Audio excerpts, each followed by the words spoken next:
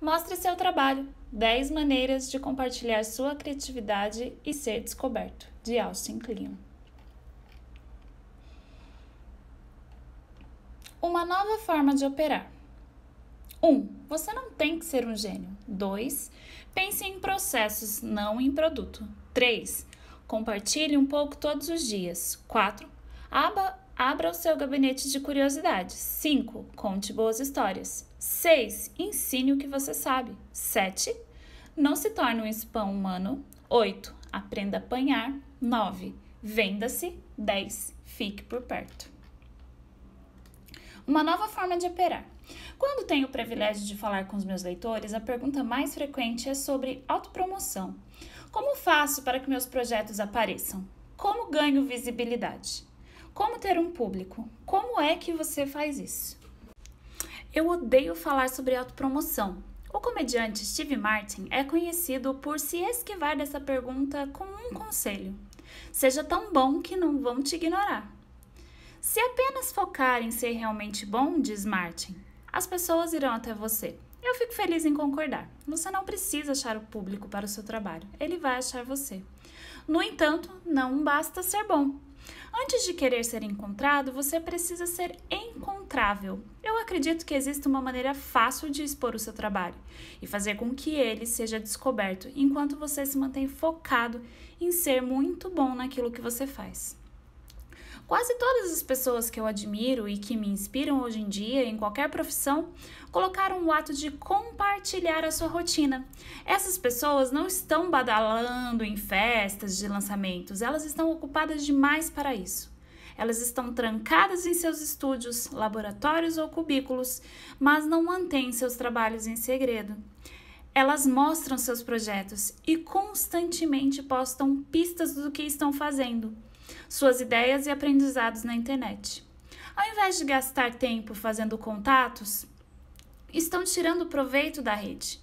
Com a partilha generosa de suas ideias e seus conhecimentos, elas geralmente ganham um público ao qual podem recorrer quando precisam, para apoio, opiniões ou patrocínios. Eu queria criar uma espécie de manual para iniciantes sobre este modo de funcionamento, então aqui está a minha ideia. Um livro para pessoas que odeiam a ideia de autopromoção. É quase uma alternativa, caso queira, para se autopromover. Vou tentar ensinar a você a pensar os seus trabalhos como um processo contínuo, a compartilhar os seus processos de uma maneira que atraia pessoas interessadas no que você faz e lidar com os altos e baixos que surgem quando você se coloca o trabalho e você mesmo no mundo. Se Roube como Artista era um livro sobre roubar referências de outras pessoas, este livro é como se tornar referência para as outras pessoas para que elas roubem de você. Imagine se o seu futuro chefe não precisar ler o seu currículo porque já leu seu blog. Imagina ser um estudante e ganhar seu primeiro prêmio baseado num projeto da escola que você publicou online. Imagine perder o seu emprego, mas ter contato com pessoas familiarizadas com o seu trabalho e dispostas a te ajudar a encontrar um novo. Imagine tornar um projeto paralelo ou um hobby sua profissão, porque você conhece alguém que poderia ajudá-lo. Ou imagine algo mais simples e igualmente satisfatório.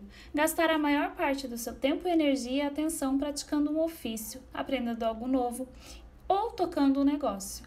Ao mesmo tempo, possibilitando que o seu trabalho atraia um grupo de pessoas que dividem os mesmos interesses. Mostre seu trabalho. É a única coisa que você precisa fazer. Encontre uma cena. Dê o que você tem, pode servir mais do que você imagina. Henry Wadsworth Longfellow. Existem muitos falsos mitos sobre criatividade, mas um dos mais perigosos é a do gênio solitário, um super-homem com talentos especiais que brotam em certos momentos da história, sabe-se lá de onde, sem precedentes e influências, com uma ligação direta com Deus ou com uma musa. Quando a inspiração chega, é como se fosse um estalo, como uma lâmpada que você acende na sua cabeça e a partir daí ele gasta seu tempo trabalhando em seu estúdio, criando um projeto que em breve será lançado com grande alarde para o mundo como uma obra-prima. Se você acredita no mito do gênio solitário, Acha que a criatividade é uma ação antissocial praticada apenas por alguns homens notórios, em sua maioria falecidos, como Mozart, Einstein ou Picasso? O resto de nós é deixado de lado, admirando estupefato o resultado final. Existe uma maneira saudável de se pensar a criatividade, a qual o músico Brian Eno se refere como cena. Neste modelo, grandes ideias são frequentemente geradas por um grupo de indivíduos criativos, artistas, curadores, pensadores, teóricos e outros incentivadores, que formam um ecossistema de talentos. Se você examinar a história com atenção, muitas das pessoas que consideramos gênios solitários eram, na verdade, parte de uma cena. Havia apoio, troca, exibição de trabalho, cópias, roubo de ideias e contribuições também. A cena não diminui a realização daqueles grandes indivíduos, mas reconhece que um bom trabalho não é criado em um vácuo em que a criatividade é sempre, de alguma maneira, uma colaboração, um resultado de uma mente conectada com outras mentes. O que eu adoro na ideia da cena é que ela abre espaço na história para a criatividade, para todos nós. Pessoas que não são consideradas gênios. Ser uma parte valiosa da cena não está relacionado necessariamente com a sua esperteza ou talento, mas sim com o que se tem para contribuir. As ideias compartilhadas, a qualidade das conexões feitas, as conversas puxadas. Se esquecermos a genialidade e pensarmos mais em como podemos nutrir e contribuir para a cena, podemos ajustar as nossas próprias expectativas e a do universo que queremos que nos aceitem. Podemos parar de perguntar o que os outros poderiam fazer por nós e começamos a perguntar o que poderíamos fazer para os outros. Nós vivemos numa época em que é mais fácil do que nunca pertencer a uma cena. A internet é basicamente um punhado de cenas conectadas, independente da distância geográfica. Blogs, redes sociais, grupos de e-mails, fóruns de discussões. Todos são a mesma coisa. Cenas virtuais onde pessoas se encontram e conversam sobre coisas que lhe interessam. Não existe nenhum controle, portão, nenhuma barreira para adentrar essas cenas. Você não precisa ser rico, não precisa ser famoso nem ter um bom currículo ou notas boas em uma escola conceituada. Na internet, qualquer um, do artista ao curador, do professor ao aluno, do profissional ao amador, tem a possibilidade de construir algo. Seja um amador. Isso é o que todos nós somos, amadores. Não vivemos o suficiente para nos tornar outra coisa. Charlie Chaplin. Todos nós temos medo de ser revelados como amadores, mas na verdade hoje em dia o amador, o entusiasta que baseia seu trabalho no espírito de amor, independente do seu potencial de fama, dinheiro ou carreira, tem mais vantagens em relação ao profissional. Como o amador tem pouco a perder, está disposto a tentar divulgar os resultados. Os amadores aproveitam as chances, experimentam e seguem seus impulsos. Às vezes, durante o processo de fazer coisas de maneira não profissional, eles descobrem coisas novas. Na mente do novato existem muitas possibilidades, disse o monge Zen Shunryu Suzuki. Na mente dos experientes, poucas. Amadores não têm medo dos erros ou de parecer ridículo em público. Eles estão apaixonados, logo não hesitam em fazer trabalhos que outros achariam bobos ou simplórios. O ato mais estúpido de criatividade ainda é um ato criativo, escreveu Clay Shirky em seu livro Cognitive Surplus. No espectro do trabalho criativo, a diferença entre o medíocre e o bom é ampla. A mediocridade está, no entanto, no espectro. É possível deixar de ser medíocre e se tornar bom aos poucos. O verdadeiro vão está entre não fazer nada e fazer algo. Amadores sabem que contribuir com algo é melhor que não contribuir com nada. Amadores podem não ter o aprendizado formal, porém estão dispostos a aprender e fazem isso às claras, de modo que as outras pessoas possam aprender com seus fracassos e sucessos. O escritor David Foster Wallace achava que a boa não ficção era a chance de assistir alguém razoavelmente brilhante, mas ao mesmo tempo razoavelmente mediano. Prender sua atenção nos detalhes e pensar em assuntos variáveis com a mesma profundidade que a maioria de nós pode pensar no dia a dia. Amadores cabem na mesma receita, são apenas pessoas normais que gastam boa parte do seu tempo pensando alto sobre algo porque são obcecados. Às vezes, os amadores têm mais para ensinar que os especialistas. É comum ver dois alunos de escola resolverem juntos um problema em seu trabalho melhor que o mestre, escreveu o autor C.S. Lewis. Um colega pode ajudar mais do que o professor porque ele sabe menos. A dificuldade que ele explicará foi a que encontrou recentemente. Já o mestre se defrontou com ela há muito tempo e provavelmente já esqueceu. Observar o trabalho de amadores pode nos inspirar a trabalhar também. Eu vi os Sex Pistols, disse o vocalista da banda New Order, Bernard Sumner. Eles eram horríveis. Minha vontade foi levantar e ser horrível com eles. Entusiasmo puro é contagioso. O mundo está mudando tão rápido que está transformando todos em amadores. Mesmo para os profissionais, a melhor maneira de ver o seu trabalho florescer é manter um espírito amador, abraçar o incerto e o desconhecido. Quando Thom Yorke, o líder da banda Radiohead, foi questionado sobre qual era o seu principal atributo, ele respondeu: "É que eu não sei o que eu estou fazendo." Assim como um dos ídolos, Tom Waits. Quando Yorke acha que compor está confortável ou estagnado demais, pega um instrumento que não sabe tocar e tenta usá-lo para compor. Esta é mais uma característica dos amadores. Usam todas as ferramentas à mão para tentar colocar suas ideias no mundo. "Cara, sou um artista", disse John Lennon. "Me dê uma tuba e tirarei algum som dela." A melhor maneira de começar o caminho para mostrar seu trabalho é pensar no que você gostaria de aprender e se comprometer a mostrar esse aprendizado na frente dos outros. Ache uma cena, preste atenção no que os outros estão compartilhando, então comece a reparar no que não estão compartilhando. Esteja à procura de espaços vazios que você consiga preencher com os seus próprios esforços. Não importa o quão ruim você seja no início, não se preocupe. Pelo menos agora, em como fará o dinheiro ou construirá uma carreira a partir disso. Esqueça por um momento a ideia de ser um especialista ou profissional e vista a carapuça do amador, sua paixão e principalmente o seu coração. Divida o que ama e atrairá as pessoas certas. Sempre nos falam para encontrar nossa própria voz.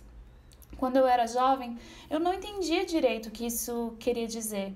Eu me preocupava muito com essa tal voz, desejando encontrar a minha.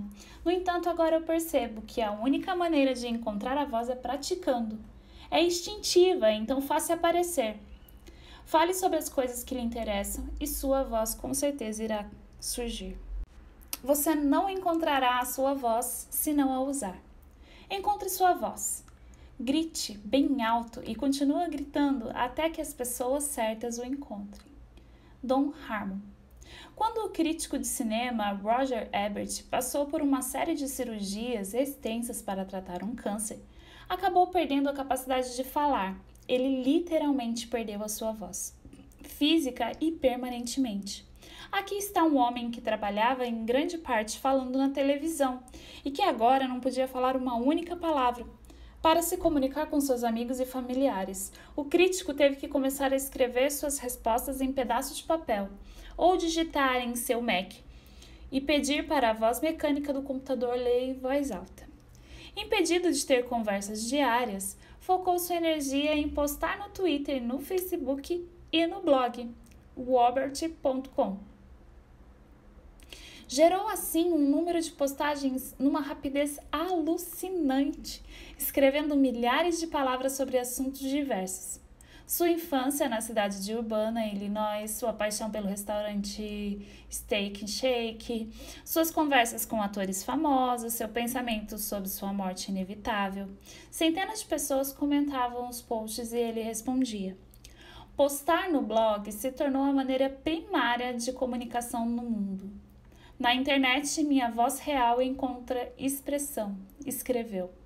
Ebert sabia que seu tempo neste planeta era curto e por isso queria compartilhar tudo o que podia no período que lhe restava. O Sr. Ebert escreve como se fosse uma questão de vida ou morte, porque é, notou a jornalista Janet Maslin. Ebert postava porque tinha que postar, porque era uma questão de ser ou não ser ouvido, uma questão de existir ou não. Pode soar um pouco extremo, porém hoje em dia, se o seu trabalho não estiver online, ele não existe. Todos nós temos a oportunidade de usar nossa voz para nos expressar, mas vários de nós a desperdiçamos. Se quer que as pessoas saibam o que você faz e o que lhe interessa, você precisa dividir isso com ela. Lembrar que estarei morto em breve é a ferramenta mais importante que já encontrei para me ajudar a fazer grandes escolhas na vida. Porque quase tudo, expectativas internas, orgulho, medo de passar vergonha ou falhar, simplesmente some diante da face da morte, deixando apenas o que é verdadeiramente importante. Lembrar que você vai morrer é a melhor maneira que conheço para evitar a armadilha de pensar que você não tem nada a perder. Você já está nu. Steve Jobs. Leia obituários. Se tudo isso soa assustador ou trabalhoso demais, considere isso. Um dia você estará morto. A maioria de nós prefere ignorar este fato básico de nossa existência. Mas pensar a respeito do nosso fim inevitável é uma maneira de colocar tudo na perspectiva. Todos nós lemos relatos de experiências de quase morte e como podem mudar uma vida. Quando George Lucas era adolescente, sofreu um grave acidente de carro. A partir dali, decidiu que todo dia a partir de então seria um dia extra. Dedicou sua vida ao cinema e acabou dirigindo Guerra nas Estrelas. Barney Coyne, vocalista da banda The Flaming Lips, tinha 16 anos quando apontaram uma arma para ele no restaurante Long John Silver's, onde ele trabalhava. Eu percebi que ia morrer, disse ele. E quando pensei nisso, me mudou completamente. Pensei, não vou sentar aqui e esperar que as coisas aconteçam. Vou fazer acontecer. E se as pessoas acharem que eu sou um idiota, eu não vou me importar. Tim Clayder, em seu livro We Learn Nothing, disse que ter sido esfaqueado na garganta foi a melhor coisa que lhe aconteceu. Durante um ano, ele estava feliz e achando a vida boa. A gente acha que a sensação de quase ser morto transforma a vida para sempre. Escreveu Crader, mas a iluminação não durou. Finalmente, ele retornou para a vida trabalhosa. O autor George Saunders, sobre a própria experiência de estar próximo à morte, falou: durante 3 ou 4 dias depois do ocorrido, o mundo era um lugar lindo, por estar de volta nele, sabe? Eu pensei, se você puder andar por aí assim o tempo todo, realmente ter a consciência de que em algum momento chega o fim, esse é o truque. Infelizmente, eu sou um covarde. Por mais que eu queira a euforia existencial que vem junto com a experiência, eu não quero realmente me aproximar da morte. Eu quero permanecer segura e o mais longe da morte que eu puder. Certamente não quero atrair a morte, nem trazê-la para mais perto do que precisa estar. No entanto, de alguma maneira, quero ter em mente que ela chegará para mim. É por essa razão que eu leio os obituários todas as manhãs. Eles são uma forma de covardes se aproximarem da morte. Ler sobre isso é minha maneira de pensar sobre ela, enquanto a mantenho bem distante. Obituários não falam realmente sobre a morte, falam sobre vida. O assunto de todo obituário é quão heróica e nobre a pessoa foi. Escreveu a incrível artista Myra Kalman. Ler a respeito de pessoas que morreram e que fizeram coisas interessantes durante a vida me dá vontade de levantar e fazer algo decente com a minha. Pensar na morte todas as manhãs me faz querer viver. Experimente. Comece a ler obituários todas as manhãs. Se inspire nas pessoas que viveram antes de você. Todas começaram como amadoras e chegaram aonde queria, aproveitando o que receberam e tendo coragem de se mostrar. Então siga o exemplo delas. Muitas pessoas estão acostumadas apenas a ver o resultado do trabalho. Elas nunca veem o processo que foi percorrido para chegar até eles. Por Michael Jackson. Mostra os bastidores. Quando uma pintora fala sobre o seu trabalho, pode estar falando de duas coisas diferentes. Existe a obra de arte, o trabalho finalizado, emoldurado e preso numa parede da galeria, e existe um trabalho artístico, o dia a dia nos bastidores do seu estúdio, procurando por inspiração, tendo ideias, aplicando óleo na tela, etc. Existe pintura, o substantivo, e existe pintar, o verbo. É assim como em qualquer trabalho, existe uma distinção entre o processo de pintar o produto e o produto final do processo. Tradicionalmente, a artista é treinada para olhar para o seu processo criativo como algo que deve ser mantida para si mesmo. Esta maneira de pensar é articulada por David Biles e Ted Orland no livro Art and Fear. Para todos os espectadores, o que importa é o produto, o resultado final. Para você, e somente para você, o que importa é o processo, a experiência de lapidar o trabalho. É esperado que um artista trabalhe em segredo, guardando as ideias e o trabalho às 7 chaves, enquanto espera chegar a um resultado satisfatório para si mesmo e aí mostrar ao público. Os detalhes do processo são completamente desinteressantes para o público, escreveram Biles e Orland, porque quase não são visíveis ou mesmo incompreensíveis quando se vê o trabalho finalizado. Tudo isso faz sentido em uma era pré-digital, quando a única maneira de um artista se comunicar com o público era por meio de uma exposição ou de uma revista especializada em artes. Porém, hoje em dia, tirando proveito da internet e das redes sociais, uma artista consegue compartilhar tudo o que quiser quando bem entender, praticamente sem custos. Ela pode decidir exatamente o quanto do seu trabalho e dela mesma quer mostrar, além de decidir o quanto do processo vai dividir. Ela pode compartilhar rascunhos e obras inacabadas, postar fotos do estúdio ou escrever sobre suas influências e inspirações e ferramentas. Ao partilhar o seu processo no dia a dia, as coisas que realmente importam formam uma conexão especial com o seu público. Para vários artistas, particularmente os que cresceram antes da era digital, esse tipo de abertura e potencial vulnerabilidade ao dividir o processo particular é uma ideia aterrorizante. Em 1846, o autor Edgar Allan Poe escreveu: "A maioria dos escritores, poetas em especial, prefere ter o entendimento que escreveram a partir de uma espécie de leve frenesi, uma intuição estática, e seria certamente aterrorizante deixar o público dar uma espiada por trás da cortina. O processo é uma bagunça. Todavia, os seres humanos se interessam por outros seres humanos e pelo que fazem. Pessoas querem mesmo saber como salsichas são feitas. E como os designers Dan Povost e Tom Gerard colocaram em seu livro sobre o empreendedorismo, It Will Be Exhilarating. Ao expor seu trabalho com frequência, é possível criar um relacionamento com os seus clientes. É possível ver a pessoa por trás do produto. O público não quer apenas ver um bom trabalho, mas quer fazer parte da criação do processo. Deixando o nosso ego um pouco de lado e expondo o nosso processo, abrimos a possibilidade para as pessoas criarem uma conexão conosco e com o nosso trabalho, o que nos ajuda a vender ainda mais no nosso produto final. Para fazer conexões acontecerem, temos que permitir sermos vistos, verdadeiramente vistos. Brené Brown. Torne-se um documentarista do que faz. Em 2013, a internet se apaixonou pelo astronauta Chris Redfield, comandante da Estação Espacial Internacional. 3 anos antes, Redfield e sua família estavam sentados em volta da mesa de jantar, tentando descobrir maneiras de criar mais interesse na agência espacial canadense, que, como vários outros programas, cortou custos e precisava de maior público. Papai queria uma forma de ajudar as pessoas a se conectarem com a verdadeira face do que é ser um astronauta, disse o filho de Hadfield, Ivan.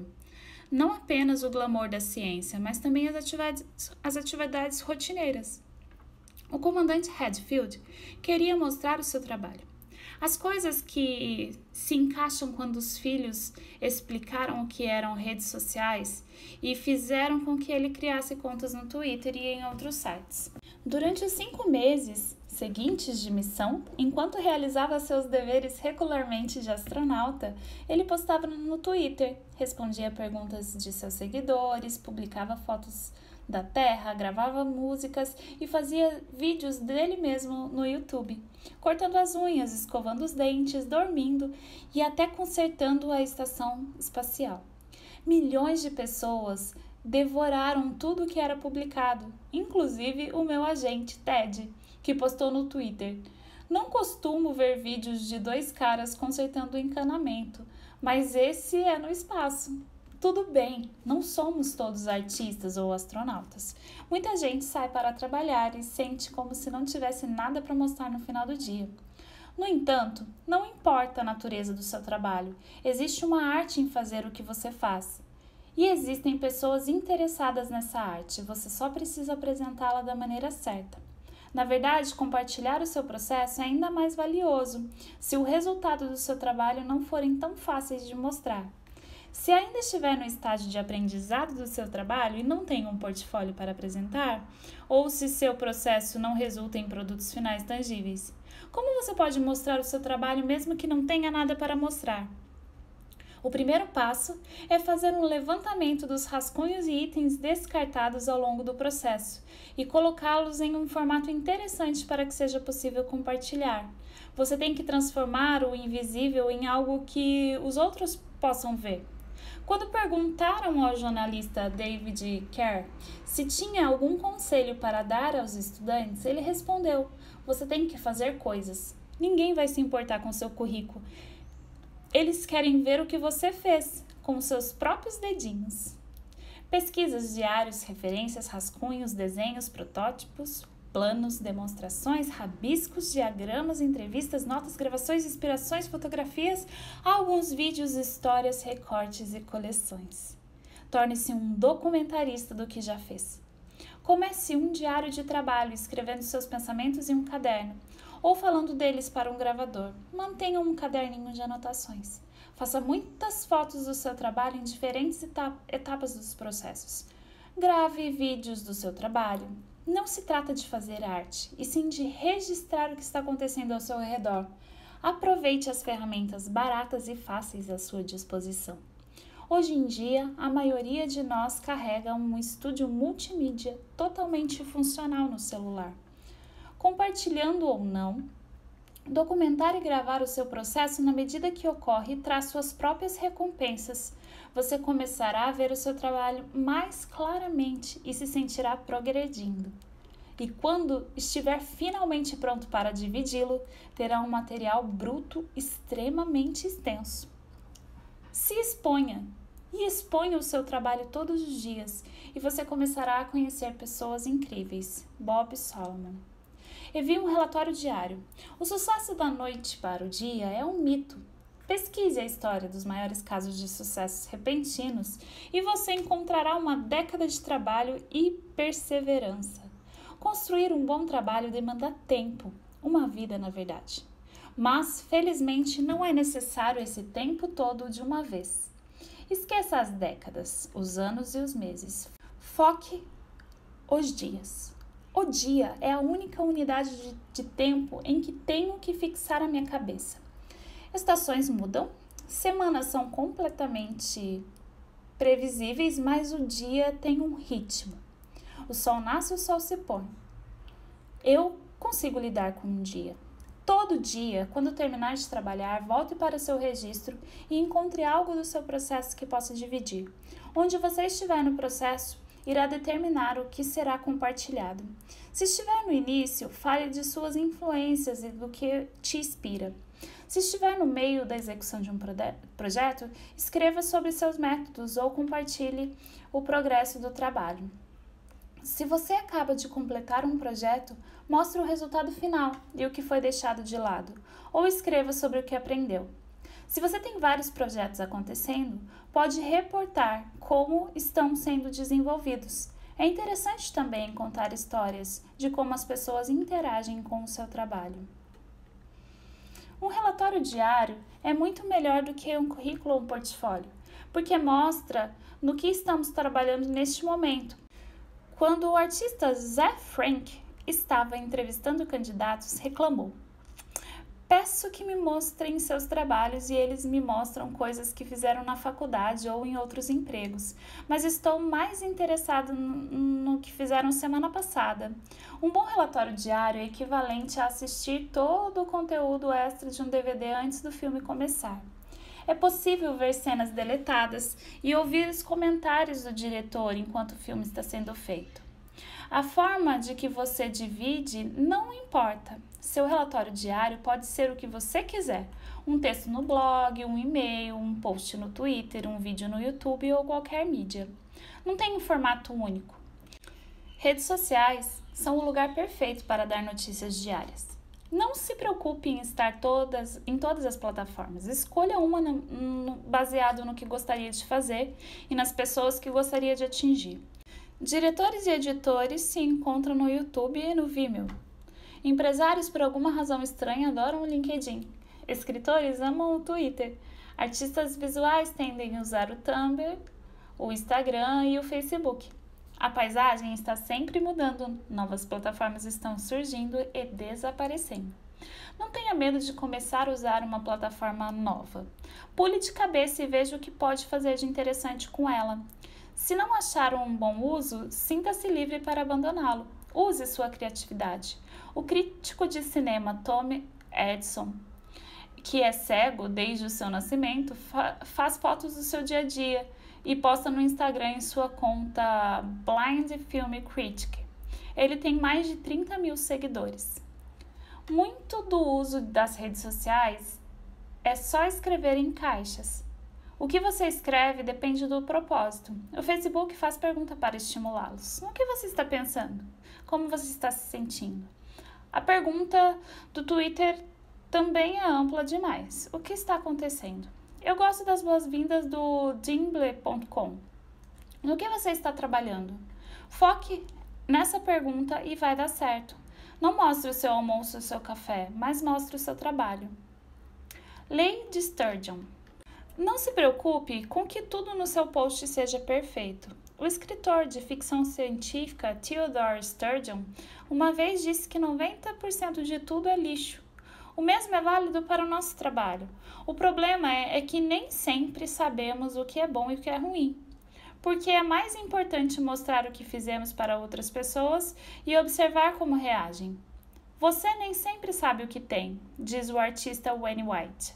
É realmente necessário um pouco de química social para se encontrar em alguns momentos. Não diga que você não tem tempo suficiente.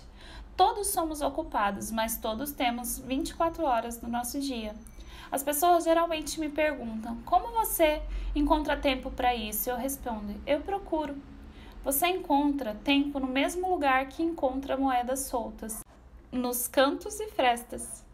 Você encontra lacunas entre coisas importantes em seu trajeto para o trabalho, na hora do almoço, nas poucas horas depois dos filhos terem ido dormir. Você talvez tenha que perder um episódio de seu programa de TV favorito. Talvez precise perder 1 hora de sono, mas conseguirá encontrar tempo se procurar por ele. Gosto de trabalhar quando o mundo está dormindo e compartilho quando o mundo está trabalhando. Claro que não deve deixar o ato de compartilhar se sobrepor ao fazer. Se você estiver tendo dificuldade em balancear as duas coisas, coloque um despertador para meia hora depois. Quando o despertador tocar, saia da internet e volte a fazer seu trabalho. Um dia de cada vez. Parece tão simples. Na verdade é simples, mas não é fácil. Requer uma enorme persistência e uma estrutura cuidadosa. Russell Brand. O teste do "e daí?". Não se engane, este não é o seu diário. Você não está colocando tudo para fora. Você está escolhendo e selecionando cada palavra. Dani Shapiro. Sempre lembre que qualquer coisa que postar na internet se tornará pública. A internet é uma máquina de copiar, escreveu Kevin Kelly. Uma vez que qualquer coisa que possa ser copiada entre em contato com a internet será copiada. E essas cópias ficam pairando. Idealmente, você gostaria que o trabalho que posta fosse copiado e se espalhado pelos 4 cantos da internet, desde que não poste na rede coisas que não esteja preparado para que o mundo veja. Como a assessora de imprensa Lauren Sarand diz, poste como se todo mundo que ler tivesse o poder de demiti-lo. Esteja aberto. Compartilhe trabalhos inacabados e imperfeitos sobre os quais desejam retorno, mas não compartilhe tudo. Existe uma enorme diferença entre dividir e sobrecarregar. O ato de dividir é um ato de generosidade. Você está colocando algo no mundo porque acredita que pode ser útil ou interessante para alguém do outro lado da tela. Compartilhe o seu trabalho. Tive uma professora na faculdade que devolveu nossos trabalhos corrigidos. Andou até o quadro negro e escreveu em letras garrafais. E daí? Ela jogou o pedaço de giz fora e disse: se faço essa pergunta toda vez que escrever algo, eu nunca esqueci a lição. Antes de compartilhar qualquer coisa, faça o teste do "e daí?". Não pense demais. Siga a sua intuição. Se estiver inseguro sobre compartilhar algo, deixe quieto por um dia. Coloque em uma gaveta, dê uma volta lá fora, no dia seguinte pegue de volta e veja com um olhar mais descansado. Pergunte a si mesmo: isso é útil? É interessante? É algo que me sinto confortável em postar, caso o chefe da minha irmã vejam? Não há nada de errado em guardar coisas para mais tarde. O botão de salvar como rascunho é profilático. Talvez não dê o melhor resultado no momento, mas no dia seguinte você ficará feliz em ter utilizado. Tem um diagrama aqui, ó. Eu odeio compartilhar. Embaixo é útil e interessante. Se sim, compartilhe. Se não, descarte. Se eu não sei, deixe para depois. Transforme seu fluxo em estoque. Se você trabalhar um pouquinho todo dia, na mesma coisa terminará com algo enorme. Estoque e fluxo é um conceito econômico que o escritor Robin Sloan adaptou como uma metáfora para a mídia. O fluxo é o feed de notícias. São os posts, os tweets. É o fluxo de atualizações diárias ou mais frequentes que lembram as pessoas que você existe. Estoque é o material durável, é o conteúdo que produz, que é tão interessante hoje quanto em 2 meses ou em 2 anos. É o que as pessoas descobrem através da pesquisa. É o que se espalha devagar e sempre, criando fãs ao longo do tempo. Sloan fala que a fórmula mágica é manter seu fluxo contínuo enquanto trabalha no seu estoque nos bastidores. Na minha experiência, a melhor forma de compor seu estoque é coletando, organizando e expandindo o seu fluxo. Redes sociais funcionam muito como cadernos públicos. São espaços nos quais pensamos em voz alta, deixando outras pessoas falarem, para então pensarmos mais um pouco. No entanto, é preciso revisitar cadernos a fim de aproveitá-los ao máximo. Você tem que voltar para as velhas ideias para saber no que tem pensado. Quando o compartilhamento se tornar a parte de sua rotina diária, notará temas e tendências surgindo no que compartilha. Você encontrará padrões no seu fluxo. Quando detectá-los, você pode começar a reunir esses pedaços e transformá-los em algo maior e mais substancial. Você transformará seu fluxo no seu estoque. Por exemplo, um monte de ideias neste livro começaram como posts no Twitter, que depois se transformaram em posts no meu blog e, por fim, em capítulos de livro. Pequenas coisas ao longo do tempo podem se tornar grandes. Construa um bom nome de domínio. Construir um espaço online para você onde seja possível se expressar e mostrar o seu trabalho ainda é um dos melhores investimentos do seu tempo. Andy Baio. Redes sociais são ótimas, mas elas vêm e vão. Lembra do MySpace, Orkut, GeoCities? Se você está realmente interessado em dividir o seu trabalho e se expressar, nada melhor do que ter o seu próprio espaço online. Um lugar que você controle, um espaço que ninguém pode tirar de você. Uma sede mundial onde as pessoas podem encontrá-lo. Mais de 10 anos atrás, investi na minha propriedade online e comprei um domínio com o meu nome, austincleon.com. Eu era um completo amador, sem nenhuma habilidade quando criei o meu site, que começou simples e feio. Com o passar do tempo, eu descobri como instalar um blog, e isso mudou tudo. O blog é uma ferramenta ideal para transformar o fluxo em estoque. Um pequeno post no blog não é nada por si só, porém milhares de posts durante uma década se tornará trabalho de uma vida. Meu blog tem sido meu caderno de anotações, meu estúdio, meu salão, minha vitrine e minha galeria. Absolutamente tudo de bom que aconteceu na minha carreira veio do meu blog. Meus livros, exposições, palestras, algumas das minhas melhores amizades, tudo isso existe porque tenho o meu próprio cantinho na internet. Logo, se você conseguir tirar algo deste livro, faça isso. Vai e registre um domínio com o seu nome. Compre www.coloqueseunomeaqui.com. Se o seu nome for comum, ou se não gostar dele, invente um pseudônimo ou um apelido para registrar. Depois, compre uma hospedagem e construa o seu site. Essas coisas soam, mas não são. Algumas pesquisas no Google e alguns livros da biblioteca lhe mostrarão o caminho. Se você não tem tempo ou capacidade para construir seu próprio site, existe um pequeno exército de web designers dispostos a ajudá-lo. O seu site não precisa ser bonito, ele só precisa existir. Não pense no seu blog como uma máquina de autopromoção, mas como uma máquina de se auto-inventar online. Você pode ser a pessoa que realmente desejar ser. Preencha o site com o seu trabalho, suas ideias e as coisas que lhe interessam. No decorrer dos anos, você ficará tentado a abandoná-lo pela mais nova e brilhante rede social, mas não desista, tá? Não deixe cair na negligência, pense no longo prazo, fique com ele e mantenha-o e deixe-o mudar com você com o passar do tempo. Quando era jovem, eu estava começando. Patti Smith recebeu esse conselho de William Burroughs. Construa um bom nome, mantenha-o limpo. Não se contente com menos. Não se preocupe em ganhar um monte de dinheiro ou ser bem-sucedida. Preocupe em fazer um bom trabalho.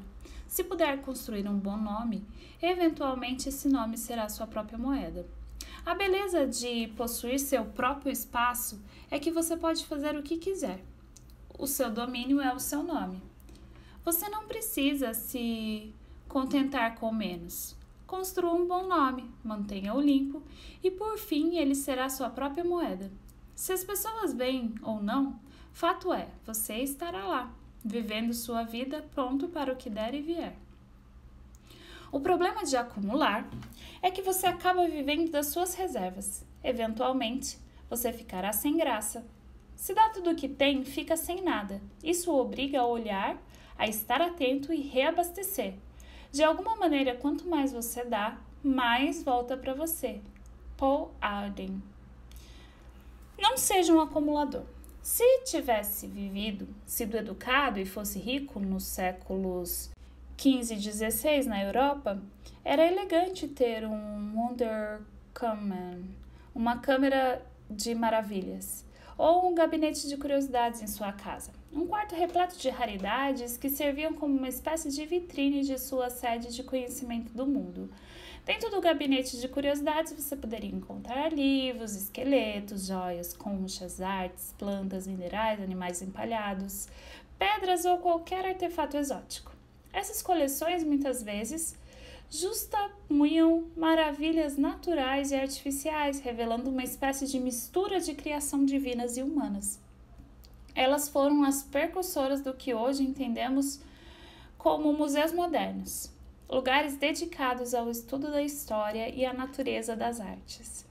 Todos temos coleções de tesouros, Podem ser gabinetes físicos de curiosidade, digamos, estantes na sala, cheia de nossos livros, discos, filmes favoritos, ou mais intangíveis, como museus de afeto, nossos crânios repletos de memória, de lugares que visitamos, pessoas que conhecemos, experiências que acumulamos. Todos carregamos uma coisa estranha e maravilhosa que encontramos enquanto fazemos nosso trabalho e vivemos nossa vida. Esses cadernos de anotações mentais formam nosso gosto e nosso gosto influencia o nosso trabalho. A diferença entre coletar e criar não é tão grande quanto parece. A diferença entre coletar e criar não é tão grande quanto parece.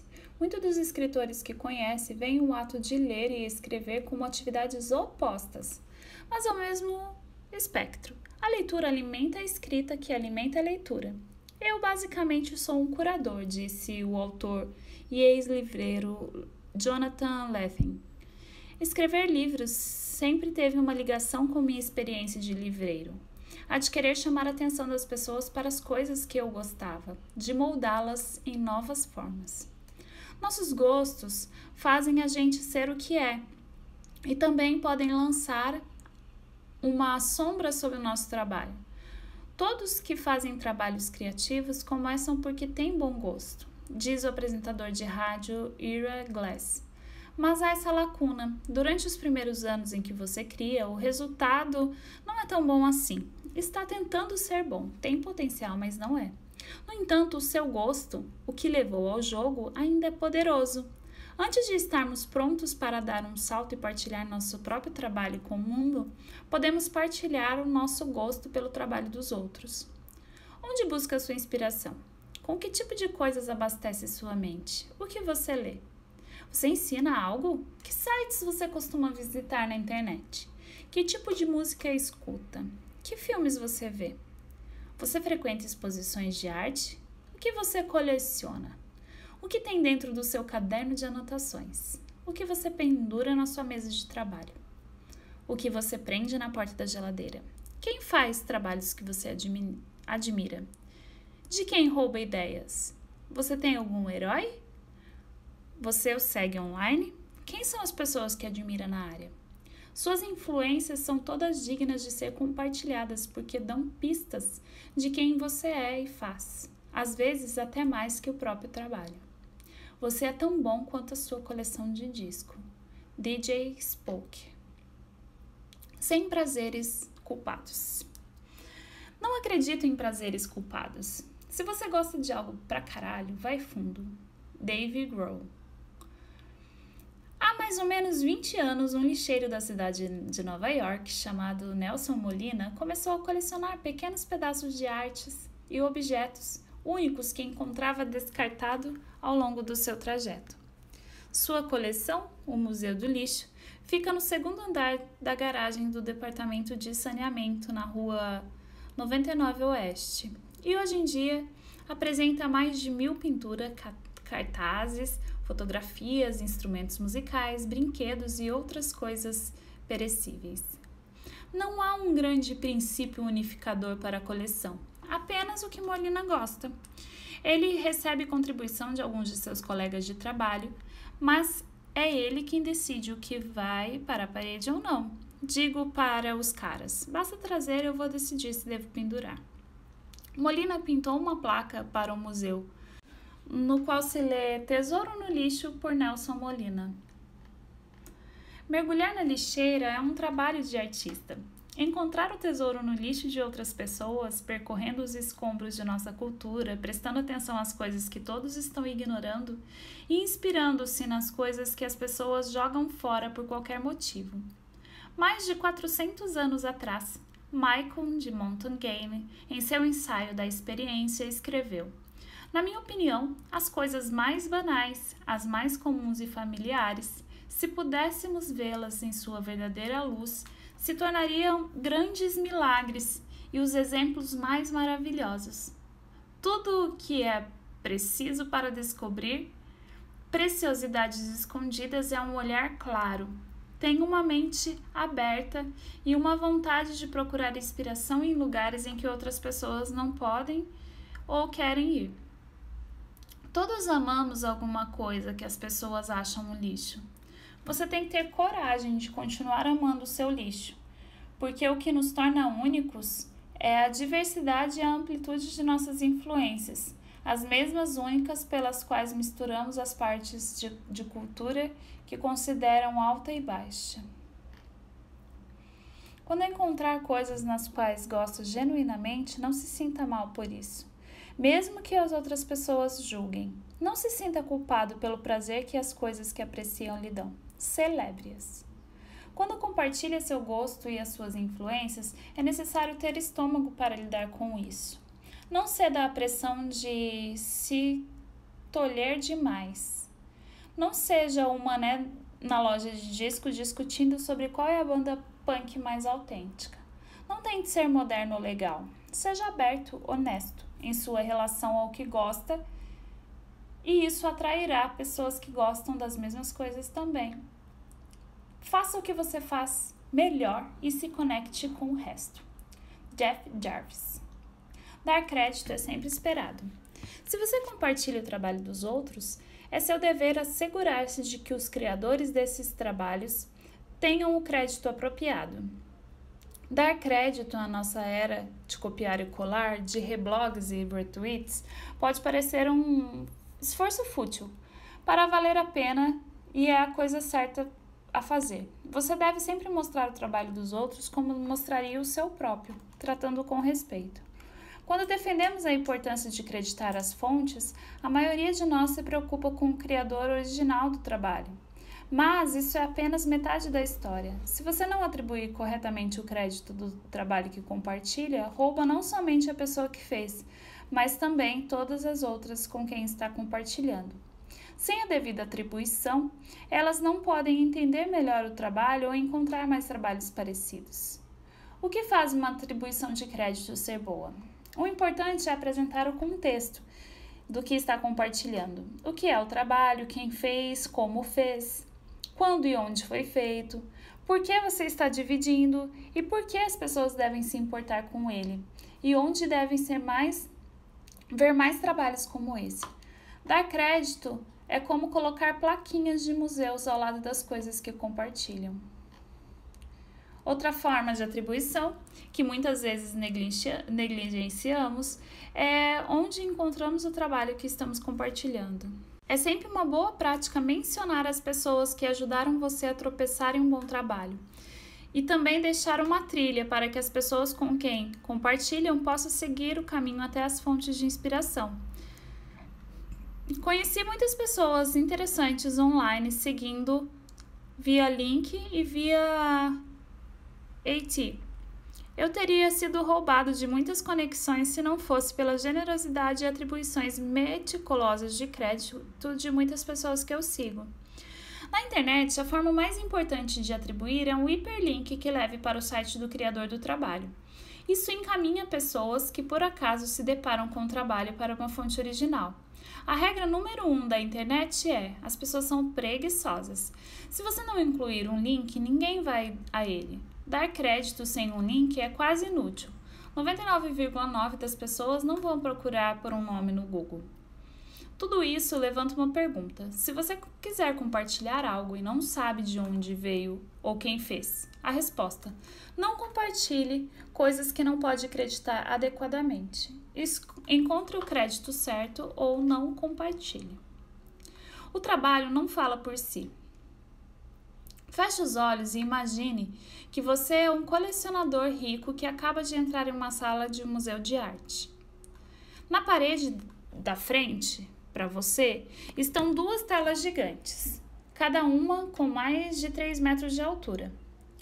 Ambas as pinturas mostram um pôr do sol. Do outro lado da sala, elas parecem idênticas. Os mesmos navios, os mesmos reflexos sobre a água, os mesmos pôr do sol, o mesmo grau de inclinação. Você olha com mais atenção. Não é possível encontrar uma sinalização ou uma explicação em qualquer parte do museu. Você fica obcecado com as pinturas e as apelidas de pintura A e B. Você passa 1 hora indo e voltando de uma tela para outra, comparando as pinceladas, você não consegue detectar nenhuma diferença.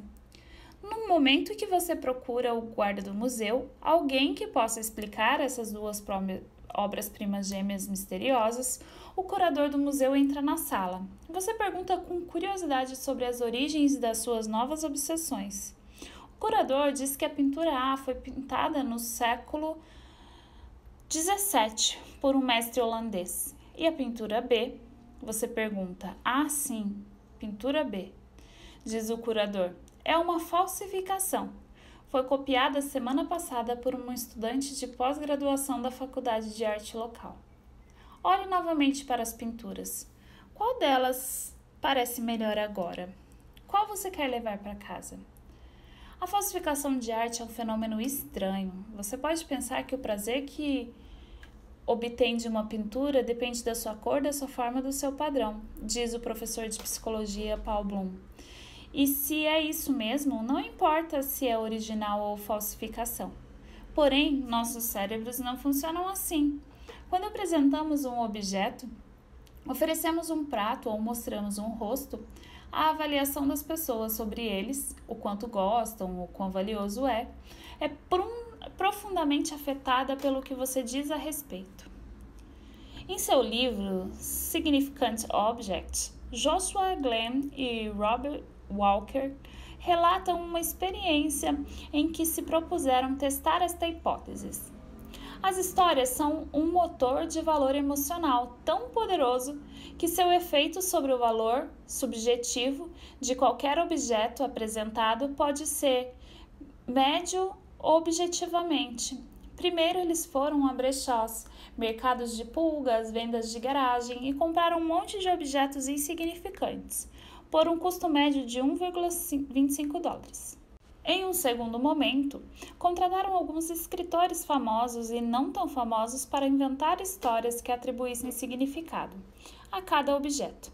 Finalmente, listaram cada objeto no site de leilões eBay, usando as histórias inventadas como descrição do objeto e o que quer que tivessem originalmente pago como preço original. Ao final do experimento, haviam vendido bugigangas que custaram 128 dólares por 3.612 dólares. Para falsificar uma fotografia, tudo o que você tem que fazer é mudar uma legenda. Para falsificar uma pintura, mude o crédito. Errol Morris. As palavras importam. O artista gosta de repetir o bordão. Meu trabalho basta por si próprio. Mas a verdade é que nosso trabalho não se fala por si mesmos. Os seres humanos querem saber de onde as coisas vieram, como foram feitas e quem as criou. Histórias que você conta sobre o seu trabalho, que faz, têm um efeito enorme em como as pessoas se sentem e entendem com o seu trabalho, o que afeta e como vão dar valor a ele. A artista Rachel Sussman pergunta: por que devemos descrever a frustração e as reviravoltas do laboratório ou todas as horas de trabalhos iniciais e conclusões falhas que precedem os resultados finais? A resposta: porque, salvo raras exceções, o nosso público é humano e seres humanos querem se conectar. Histórias pessoais podem tornar o que é mais complexo tangível, inspirar soluções e oferecer acessos para universidades que antes eram impenetráveis. O gato sentou-se em um tapete. Não é uma história. O gato sentou-se no tapete do cão. Essa é uma história. John Le Carré. Estrutura é tudo. No primeiro ato, você coloca seu herói em cima de uma árvore. No segundo, joga pedras nele. No terceiro, você o deixa descer. George Abbott. A parte mais importante de uma história é sua estrutura. Uma boa estrutura é arrumada, robusta e lógica. Infelizmente, a vida em geral é confusa, incerta e contraditória.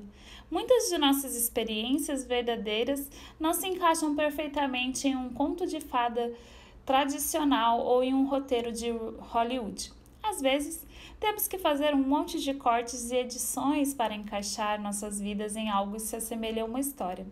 Você estuda a estrutura das histórias, começa a ver como funcionam, e sabendo como funcionam, pode começar a roubar estruturas de narrativas e preenchê-las com personagens e situações, cenários da sua própria vida. A maioria das estruturas de histórias encontra sua origem em mitos e contos de fada. Emma Coates, uma ex-artista de storyboard da Pixar, delineou a estrutura básica de um conto de fadas como uma espécie de um jogo, que é possível preencher lacunas com seus próprios elementos. Era uma vez, todos os dias, um dia, por causa disso, e até que finalmente. Experimente preencher espaços com sua história favorita. É impressionante como costuma funcionar. O filósofo Aristóteles disse que uma história tem que ter um começo, um meio e um fim. O autor John Gardner disse que o enredo básico de quase todas as histórias é esse. Um personagem quer algo, vai atrás do que quer, apesar da oposição, que inclusive pode ser as próprias dúvidas, e assim chega a uma vitória, perda ou empate. Gosto da fórmula do enredo de Gardner, porque serve também para o trabalho criativo. Você tem uma ótima ideia, passa pelo árduo trabalho de executá-la e então lança no mundo, ganhando, perdendo ou empatando. Às vezes a ideia é bem sucedida, às vezes falha e mais frequentemente não acontece nada. Esta fórmula é simples e pode ser aplicada em qualquer tipo de projeto. Há o problema inicial, o trabalho feito para resolvê-lo e a solução. Obviamente, quando você está no meio de uma história, como a maioria de nós na vida está, não sabe se é realmente uma história, porque não sabe em que ponto dela está, nem como vai acabar. Felizmente, há uma maneira de contar histórias inacabadas, reconhecendo que estamos no meio de uma e ainda não sabemos como tudo termina. Cada apresentação para cliente, cada ensaio pessoal, cada carta de motivação, cada pedido de arrecadação, todos eles são projetos, são histórias com os finais cortados. Um bom projeto é estabelecido em 3 atos. O primeiro ato é o passado, o segundo ato é o presente e o terceiro é o futuro. O primeiro ato é onde você esteve, o que quer e como quer, o que fez até agora para obtê-lo. Segundo ato é onde você está agora em seu trabalho e como trabalhou arduamente e gastou a maior parte dos seus recursos. O terceiro ato é onde você está indo e como exatamente a pessoa para quem está apresentando o projeto pode ajudá-lo a chegar.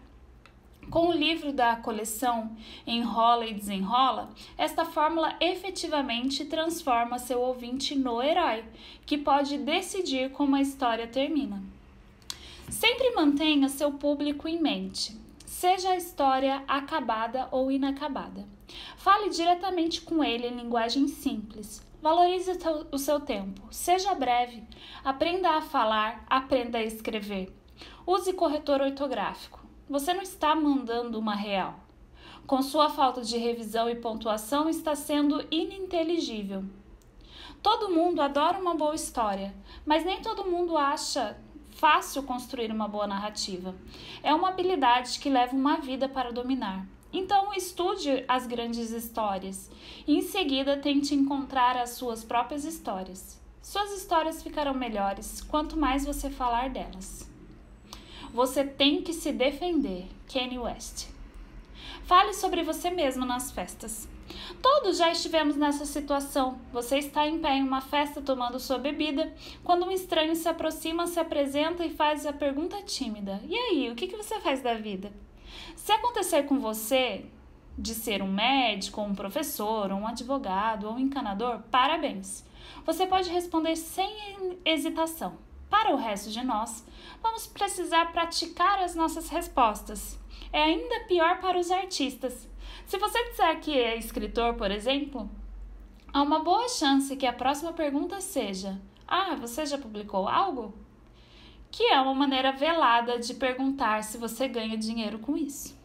A maneira de superar o constrangimento nessas situações é parar de tratá-las como interrogatórios e começar a tratá-las como oportunidade para se conectar com alguém, falando de forma honesta, humilde sobre o que você faz.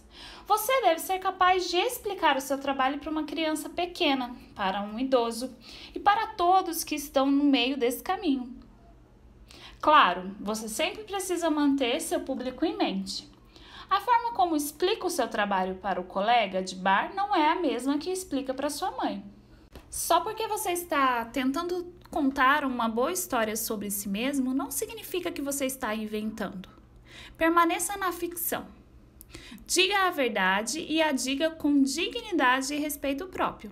Se você é um estudante, diga que é um estudante. Se tem mais de um trabalho, diga que tem mais de um trabalho. Durante anos, eu disse: de dia sou web designer e à noite escrevo poesias. Se você tem um trabalho híbrido estranho, diga algo como: sou um escritor que desenha. Roubei essa apresentação do cartunista Saul Steinberg. Se você está desempregado, fale isso e mencione que tipo de trabalho que está procurando. Se está empregado, mas não se sente bem no seu cargo, pergunte a si mesmo o porquê disso. Talvez você esteja na carreira errada, ou talvez não esteja fazendo o trabalho que deveria estar fazendo. Durante muitos anos, eu me sentia mal ao responder sou um escritor, porque não estava realmente escrevendo. Lembre-se do que o autor George Orwell escreveu. A autobiografia só é de confiança quando revela algo vergonhoso. Tenha empatia com quem o está ouvindo. Antecipe olhares vazios, esteja pronto para mais perguntas, responda com paciência e educação. Todos os mesmos princípios aplicam-se quando você começa a escrever sua apresentação. Apresentações não são o lugar para você praticar a sua criatividade. Todos nós gostamos de pensar que somos mais complexos do que 2 frases de explicação.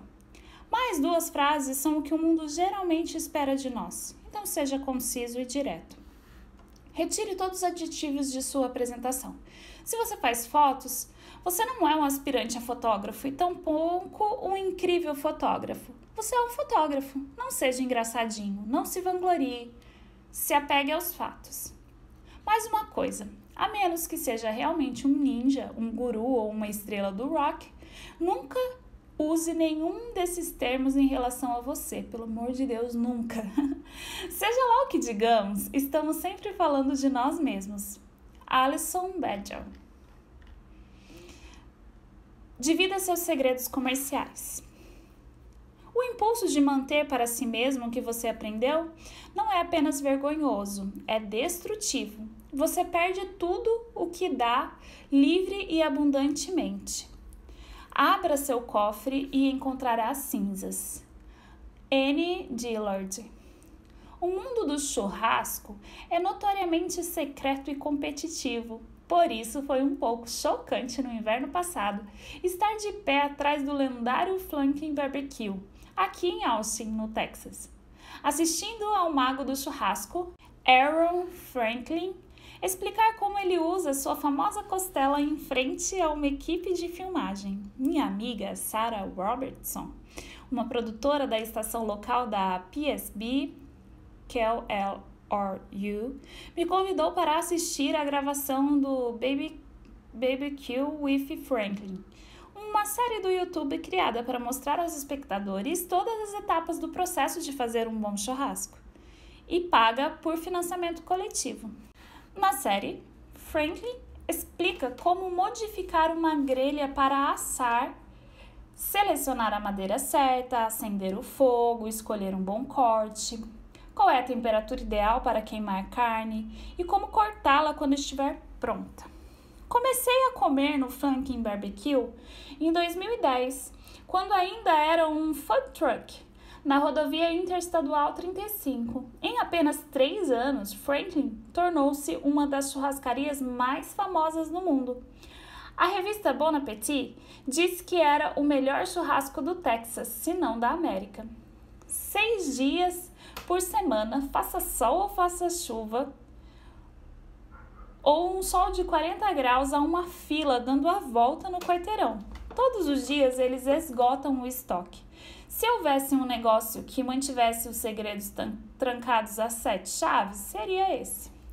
Quando tive a oportunidade de falar com Aaron e sua esposa, a Stacy, durante uma pausa na filmagem, eles explicaram que a técnica do churrasco é realmente muito simples, mas leva anos para dominar. há uma intuição que você só ganha com a repetição da prática. Aaron me disse que treina todos os dias seus funcionários da mesma maneira, mas quando corta um bife, sabe identificar exatamente quem fez o churrasco.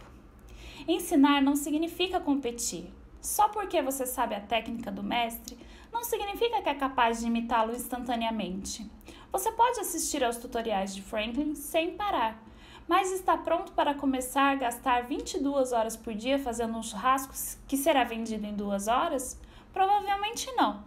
Se você for como eu, vai pagar $25 por quilo ainda mais feliz. Os Franklins amam tanto churrasco que saem por aí dividindo seus conhecimentos. As pessoas muitas vezes passam por lá com suas próprias tentativas de churrasco. E Aaron é sempre gentil e paciente ao responder suas perguntas. Não se tem a sensação de que tudo isso é calculado, e sim que é apenas a maneira com que eles operam. Eles começaram como iniciantes e por isso sentem uma obrigação de transmitir o que aprenderam. Naturalmente, muitos cozinheiros e donos de restaurantes tornaram-se ricos e famosos compartilhando suas receitas técnicas. Em seu livro Hell Work, Jason Fried e David Heiner Hanson estimularam os empresários a imitar cozinheiros, ensinando-os mais do que concorrência. O que você faz? Quais são suas receitas? Qual é o seu guia? O que você pode dizer ao mundo sobre seu método que seja informativo, educacional e promocional? Eles incentivavam os empresários a descobrir o equivalente a programas de culinária em suas áreas. Pense no que pode compartilhar de seu processo, que informaria as pessoas que você está tentando alcançar. Você aprendeu um ofício? Quais são suas técnicas? Você tem habilidades com certas ferramentas e materiais? Que tipo de conhecimento vem junto com o seu trabalho? No minuto em que você aprender alguma coisa, olhe para o lado e ensine aos outros. Compartilhe sua lista de leitura, aponte para os materiais e referências úteis, crie alguns tutoriais e publique na internet. Use imagens, palavras e vídeos. Mostre parte do seu processo passo a passo, como a blogueira Kathy Sierra diz. Torne as pessoas melhores em algo que elas querem melhorar. Ensinar não diminui o valor do que você faz, pelo contrário, aumenta. Quando ensina alguém, você está gerando mais interesse em seu próprio trabalho. As pessoas se sentem mais próximas porque, de alguma forma, está deixando elas entrarem em contato com seu conhecimento. Além disso, quando você compartilha o que sabe e o que faz com os outros, também aprende. O autor Christopher Hitchens disse que a melhor coisa sobre lançar um livro é: ele o põe em contato com as pessoas cujas opiniões você deveria ter considerado antes de tocar com a caneta no papel. Elas escrevem para você, elas ligam para você, elas vão nos eventos em livrarias e dão coisas para ler que você já deveria ter lido. Ele disse que colocar o seu trabalho no mundo era um aprendizado gratuito para a vida inteira. Quando as pessoas percebem que estão sendo ouvidas, elas te dizem coisas. Richard Ford. Cale a boca e escute. Quando eu estava na faculdade, havia sempre um colega de turma nas oficinas de escrita criativa que alegava: amo escrever, mas não gosto de ler. Ficava evidente que se poderia desconsiderar esse jovem completamente. Como todo autor sabe, se você quer ser escritor, tem que ser leitor primeiro. A comunidade de escritores está cheia de gente que quer ser publicada em revistas, mesmo que essas revistas não sejam lidas por eles, diz o escritor Dan Chong. Essas pessoas merecem as rejeições que sem dúvida receberão, e ninguém deve sentir pena delas quando choramingam sobre o que não conseguem, ninguém que aceite suas histórias. Chama essas pessoas de spam humano. Elas estão em toda parte, em todas as profissões. Elas não querem correr atrás, querem a parte delas aqui e agora. Elas não querem ouvir suas ideias, só querem dizer a delas. Elas não querem ir a shows, mas empurram panfletos para você na calçada e grita para ir ao show delas. Você deve sentir pena dessas pessoas e dos seus delírios. Em algum momento vão cair em si e perceber que o mundo não deve nada a ninguém. É claro que você não precisa ser um ninguém para se tornar um spam humano. Presenciei muitas pessoas interessantes, bem-sucedidas, lentamente se tornarem assim. O mundo começa a girar em torno delas e dos seus trabalhos. Elas não encontram tempo para se interessar por outra coisa senão as coisas delas. Por mais famosos que se tornem, os artistas mais inovadores de hoje não estão apenas procurando fãs ou consumidores passivos, mas sim parceiros e colaboradores. Esses artistas reconhecem que o bom trabalho não é criado no vácuo e que a experiência artística é sempre uma via de mão dupla, que é incompleta se não tiver retorno.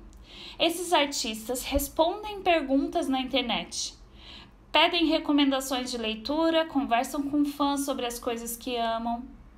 O produtor musical Adrian Young postou no Twitter quem é melhor, The Dramatics ou The Dephonics? Seus seguidores entraram em um debate caloroso sobre os dois grupos de soul. Um seguidor mencionou que o vocalista do The Dephonics, William Hart, foi amigo de seu pai e que por isso ele passou a ser um super fã da música de Young. Ele sugeriu que os dois fizessem uma parceria e Young contou: um dia depois, eu estava no telefone com William Hart falando por 2 horas. Tivemos uma sintonia cósmica. Young então produziu um disco totalmente novo com Hart, Adrian Young Presents The Dephonics. Essa história é boa por 2 razões. Primeiro, porque, que eu saiba, é a única história de um álbum cuja existência pode ser atribuída a um post no Twitter. Segundo, porque mostra o que acontece quando um músico interage com seus fãs no próprio nível de um fã. Se você quer fãs, tem que ser um fã. Se quiser ser aceito por uma comunidade, você deve primeiro ser um bom cidadão daquela comunidade. Se só está mostrando seu próprio material na internet, está fazendo errado. Você tem que ser um elo. O escritor Blake Bonkler chama isso de ser um nó aberto. Se você quer ter, tem que dar.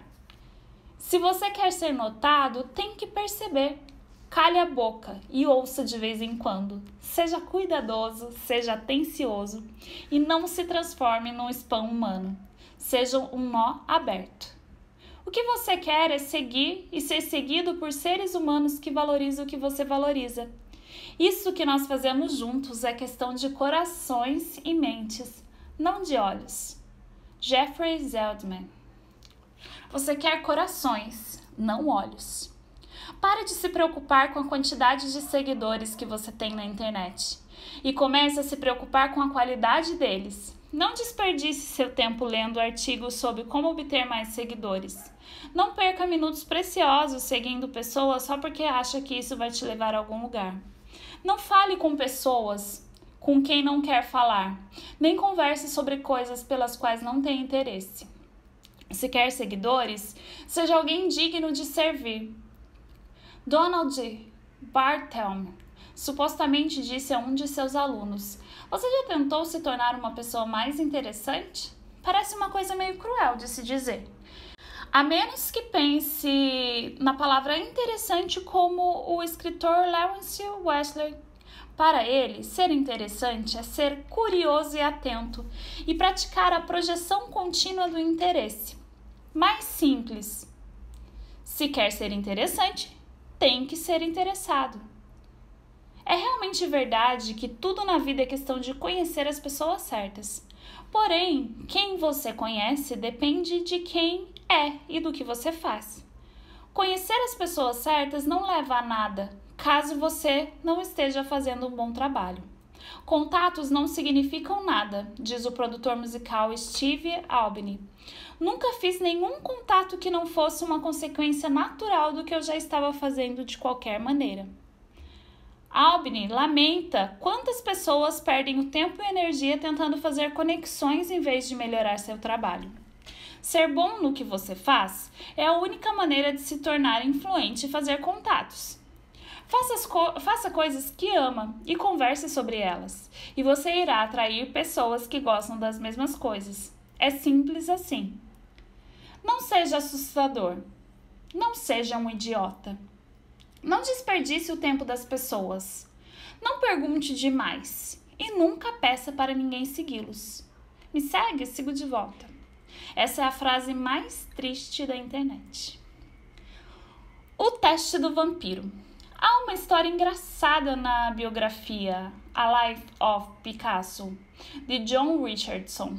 Pablo Picasso era notório por sugar a energia de todas as pessoas que conheceu. Sua neta Marina disse que ele apertava as pessoas como se fossem seus tubos de tinta a óleo. Você teria um dia agradável conversando com o artista e voltaria para casa um pouco nervoso, cansado. Enquanto isso, Picasso entraria em seu estúdio para pintar a noite toda usando a energia que sugou de você. Muita gente passava por isso porque gostava de estar na companhia de Picasso o dia todo, mas não Constantin Brancusi, o escultor nascido na Romênia. Brancusi era originário dos Montes Cárpatos e reconhecia um vampiro quando estava diante de um. Ele não queria ter sua energia ou os frutos de sua energia sugados por Picasso. Por isso, ele recusou ter algum contato com ele. Brancusi praticou o que eu chamo de teste do vampiro. É uma maneira simples de saber quem você deve ter na sua vida e quem deixar de fora dela. Se depois de sair com alguém você se sentir desgastado e esgotado, essa pessoa é um vampiro. Caso saia com alguém e ainda sinta cheio de energia, essa pessoa não é um vampiro. É claro que o teste do vampiro contempla muitas coisas em nossa vida e não apenas pessoas. Você pode aplicá-los a trabalhos, passatempos e lugares. Vampiros não podem ser curados. Se encontrar um, faça como Brancusi e afaste-o da sua vida para sempre.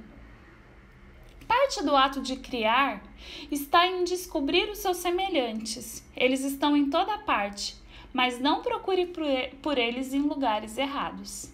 Henry Miller. Identifique seu time.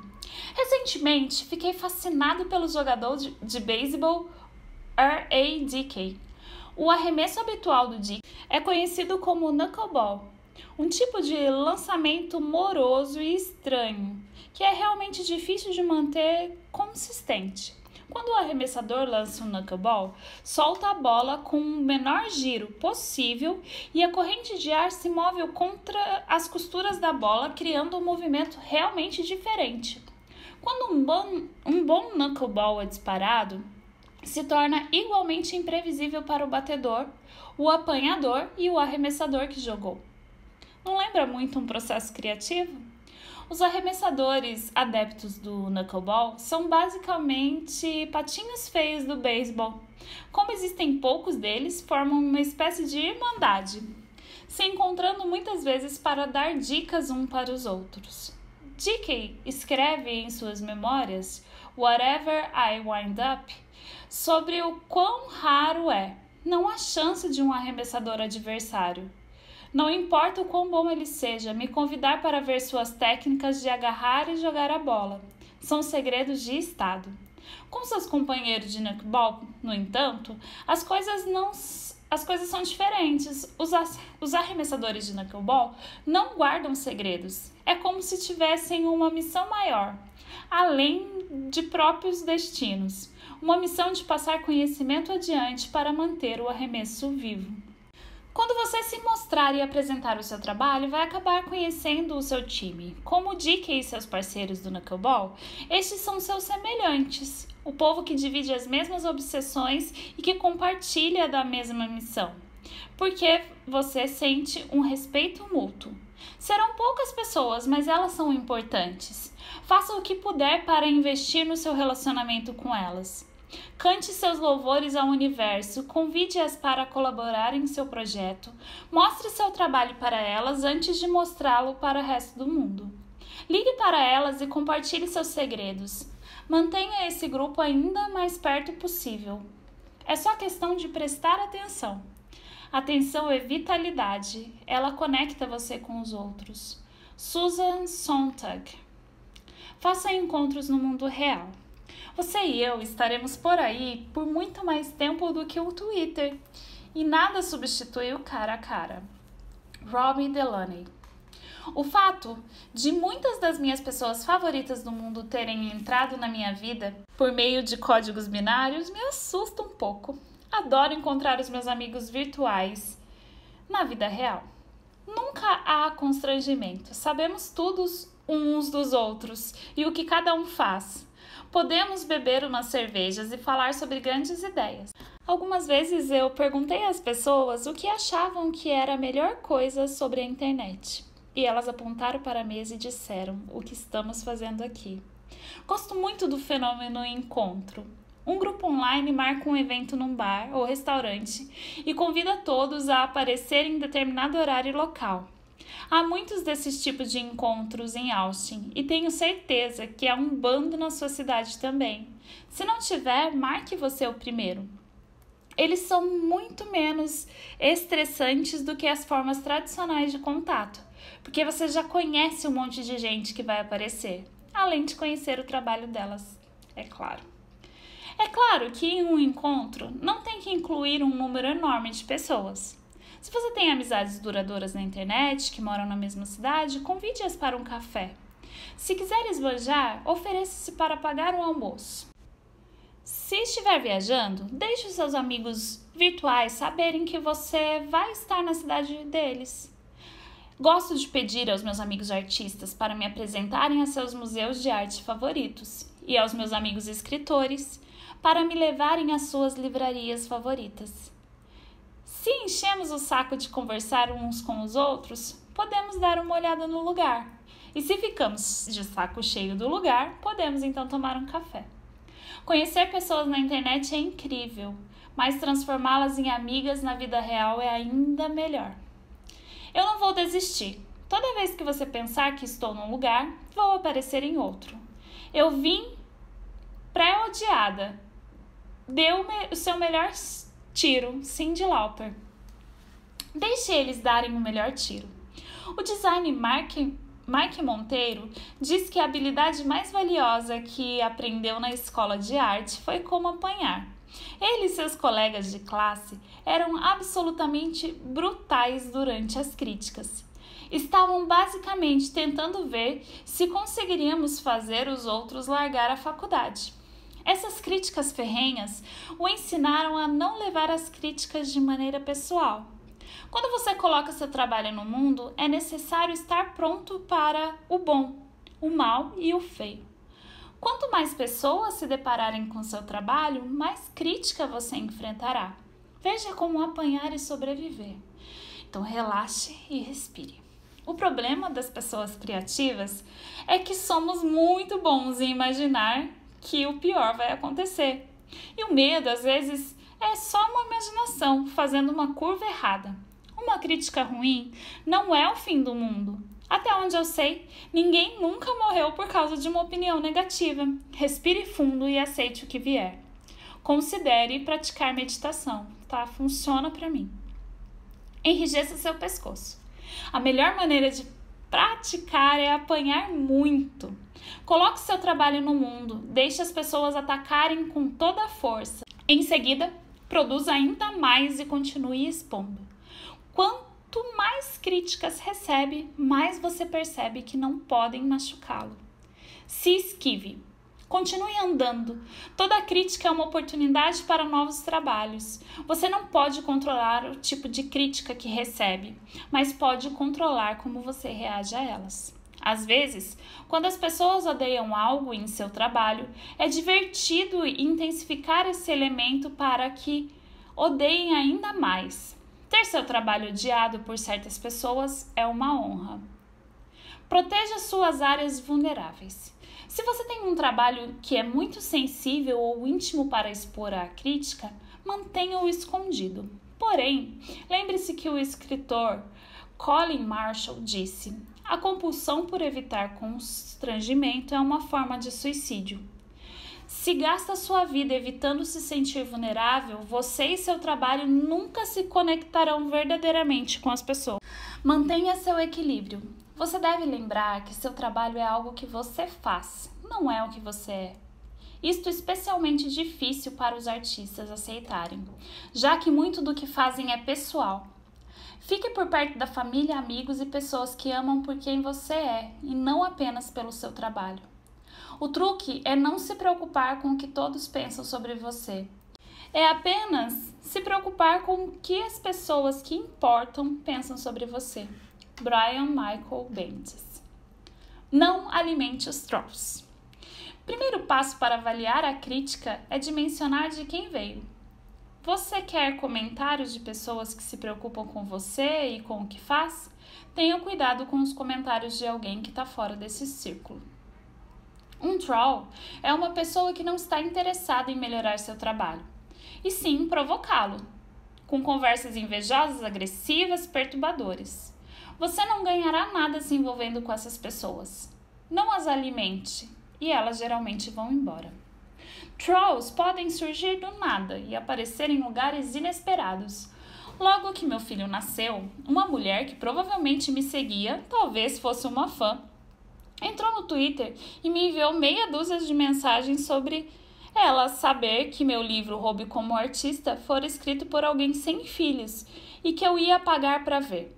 Ela então começou a citar passagens do meu livro seguidas de pequenos comentários, como haha.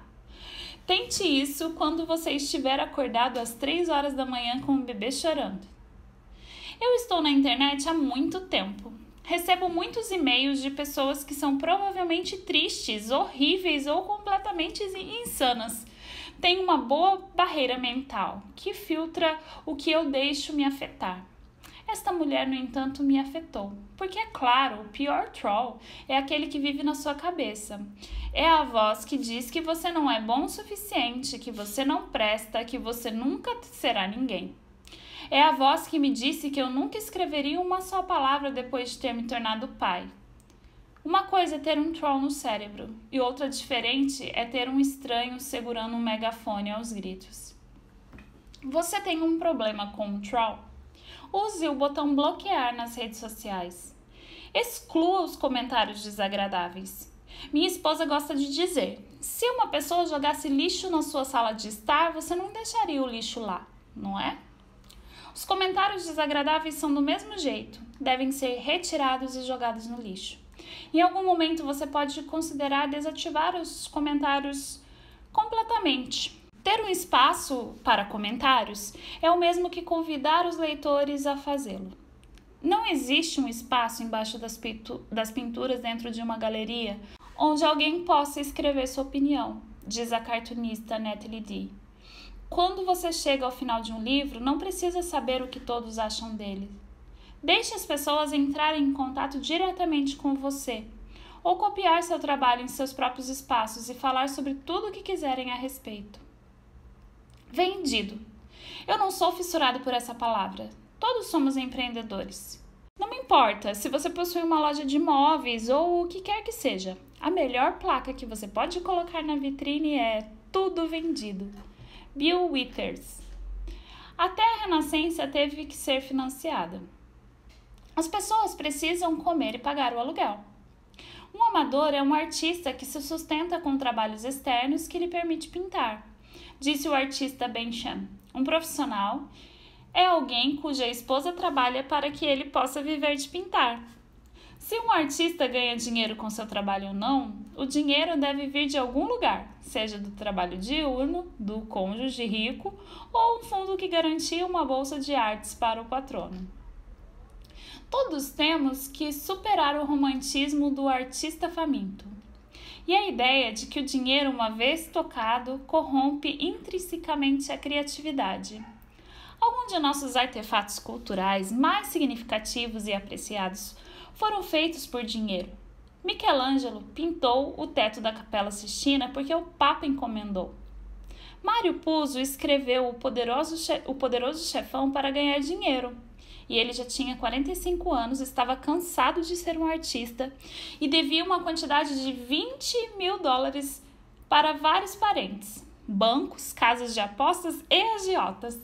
Paul McCartney disse que ele e John Lennon costumavam sentar-se para compor músicas para os Beatles e falava: agora vamos escrever uma piscina.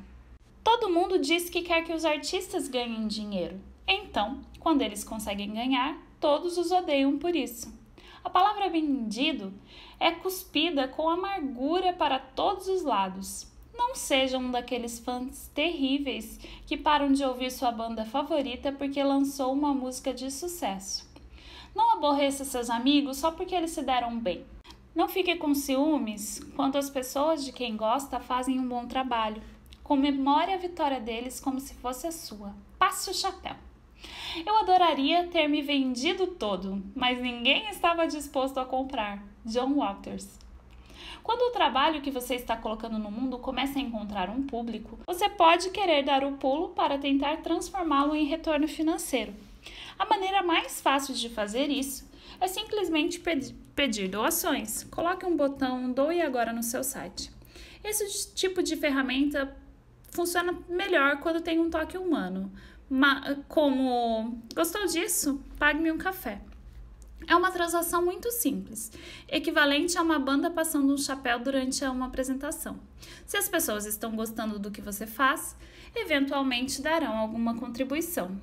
Se você tem um trabalho que requer algum capital ou investimento para ser realizado, plataformas de financiamento coletivo como benfeitoria, vaquinha, Catarse facilitam a execução de campanhas de arrecadação de fundos, com recompensas diferenciadas para os doadores. É importante notar que essas plataformas funcionam melhor quando você já reuniu um grupo de pessoas conectadas com o que você faz. A cantora e pianista Amanda Palmer teve um grande sucesso transformando seu público em clientes. Depois de mostrar o seu trabalho, compartilhar sua música livremente e cultivar um relacionamento com os fãs, ela pediu na plataforma Kickstarter uma ajuda de $100 mil para gravar seu próximo álbum. Eles lhe deram mais de $1 milhão. Certamente, algumas amarras surgem com o financiamento coletivo. Quando as pessoas se tornam clientes, sentem, não sem razão, que têm direito à opinião sobre o trabalho e como seu dinheiro está sendo usado. É por essa razão que o meu modelo de negócios ainda é bastante tradicional. Faço algo e vendo por dinheiro. Em vez de ter um botão Doe Agora no meu site, eu tenho um Compre Agora e um Me Contrate. Porém, mesmo que eu opere mais como um vendedor tradicional, uso algumas das mesmas táticas de quem prefere o financiamento coletivo. Tento abrir o meu processo para o público, me conecto com ele e peço que me apoie comprando coisas que eu estou vendendo. Preste atenção ao vender coisas que ama. Quando as pessoas são convidadas a abrir suas carteiras, você descobre o quanto realmente valorizam o que você faz. O meu amigo John T. Unger conta uma história fantástica sobre seu passado como um poeta de rua. Ele fez uma leitura de poesia e depois um cara foi até ele e disse: "Seu poema mudou minha vida, cara." E John respondeu: "Ah, obrigado. Quer comprar um livro? São $5. O cara pegou o livro, deu uma olhada e entregou de volta a John dizendo: "Obrigada." A que John respondeu: "Poxa, quanto vale sua vida?" Seja pedindo doações, fazendo uma campanha de financiamento coletivo ou vendendo os seus produtos e serviços, pedir dinheiro em troca do seu trabalho é um passo que você dá somente quando está se sentindo confiante para colocar seu trabalho no mundo, pois acredita que realmente vale alguma coisa. Não tenha medo de cobrar pelo seu trabalho, mas coloque um preço que ache justo. Mantenha uma lista de e-mail. Mesmo que você não tenha nada para vender agora, deve sempre guardar endereços de e-mail, pessoas que se deparam com o seu trabalho e que gostaria de manter contato. Por que um e-mail? Você notará um padrão na tecnologia. Muitas vezes, as tecnologias mais entediantes e funcionais são as que se mantêm ao longo do tempo. O e-mail já envelheceu décadas e décadas, mas não está nem perto de morrer. Embora quase todo mundo o odeie, todos têm um endereço de e-mail. E diferente do RSS e dos feeds de mídias sociais, se você enviar um e-mail para alguém, ele chegará à sua caixa. o que chamará sua atenção. O destinatário pode até não abrir, mas definitivamente terá que gastar tempo excluindo-o.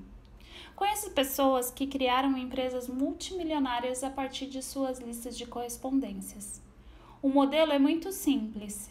Elas oferecem coisas ótimas em seus sites, coletam e-mails e, quando tem algo notável para compartilhar ou vender, enviam um e-mail. Você ficaria impressionado com o bom funcionamento desse modelo.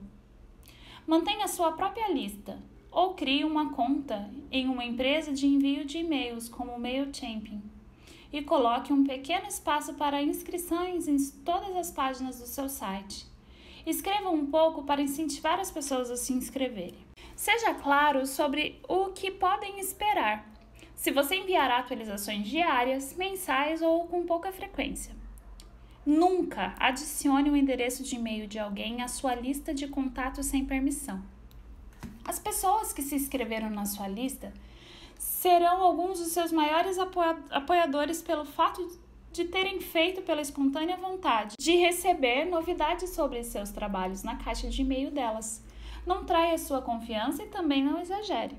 Crie uma lista e trate com respeito. Ela será útil. Nós não fazemos filmes para ganhar dinheiro. Nós ganhamos dinheiro para fazer mais filmes. Walt Disney. Faça mais trabalhos para você. Algumas pessoas desagradáveis usam o termo vendido para falar de qualquer artista que se atreva a ter uma mínima ambição. Eles dirão que você é um vendido, se tentar ir além da sua cidade natal. Dirão que você é um vendido se comprar um equipamento melhor. Dirão que você é um vendido se tentar algo novo. Há um ponto na vida quando alguém se preocupa a se vender ou não, escreve o autor Dave Eggers. Felizmente para alguns, isso tudo passa. O que realmente interessa, diz Eggers, é fazer o bom trabalho e aproveitar todas as oportunidades. Eu realmente gosto de dizer sim. Gosto das coisas novas, projetos e planos. Pessoas juntas fazendo algo, tentando mesmo quando é bobo ou estúpido. As pessoas que gritam vendido, na verdade, estão gritando não. Elas são as pessoas que não querem que as coisas mudem. No entanto, uma vida criativa precisa de mudanças, avançar, correr riscos, explorar novos horizontes. O risco real é não mudar, disse o saxofonista John Coltrane. Tenho que sentir que estou correndo atrás de algo. Se eu ganhar dinheiro, legal. Porém, prefiro estar correndo atrás. É o esforço que eu quero, cara.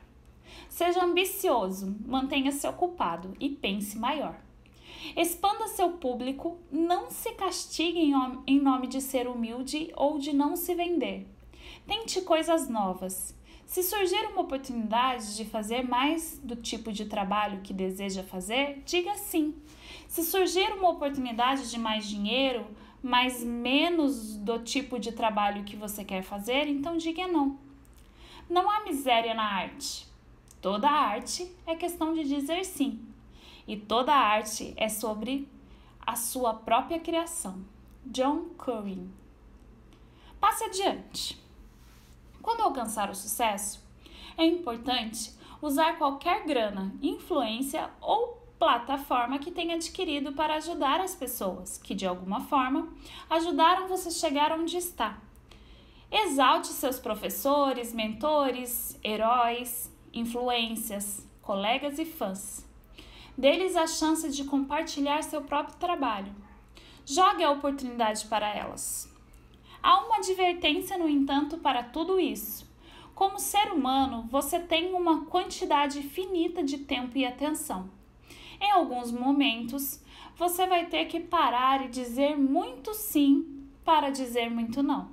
O maior problema do sucesso é que o mundo conspira para impedir que você faça o que faz, porque é bem-sucedido. Escreve o autor Neil Gaiman. Houve um dia em que parei e percebi que tinha me tornado alguém que responde e-mails profissionalmente e escreve só como hobby. Comecei a responder menos e-mails e fiquei aliviada por começar a escrever mais. Eu me encontro numa posição estranha agora. Eu recebo tantos e-mails que seria impossível responder tudo e ainda fazer o que eu preciso. A maneira como driblei minha culpa por não responder os e-mails foi criar horários de atendimento. Uma vez por mês, abro a oportunidade para qualquer um me perguntar sobre o que quiser no meu site e tento dar respostas bem pensadas, que eu posto para que todos possam ver. Você só precisa ser tão generoso quanto possível, mas egoísta o suficiente para fazer seu trabalho. Sobretudo, reconheça que se você teve sucesso, também teve sorte. E com a sorte vem obrigação. Você tem uma dívida, não apenas com os seus deuses. Tem uma dívida com o desafortunado. Michael Lewis. Não abandone o seu programa. Toda carreira está cheia de altos e baixos, assim como as histórias.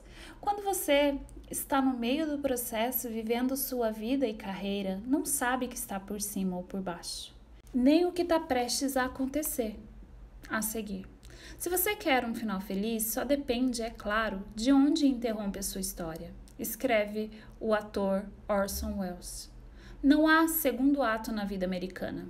Escreveu o autor F. Scott Fitzgerald. Mas se olhar em sua volta, você perceberá que não só há um segundo ato, como também um terceiro, quarto, quinto.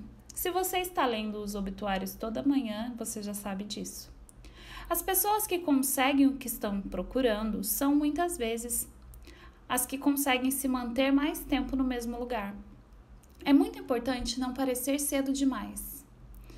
O comediante Dave Chappelle estava fazendo uma apresentação de stand-up em Dallas há pouco tempo e começou a brincar com a possibilidade de desistir do seu lucrativo acordo com o canal Comedy Central e para o seu programa Chappelle Show.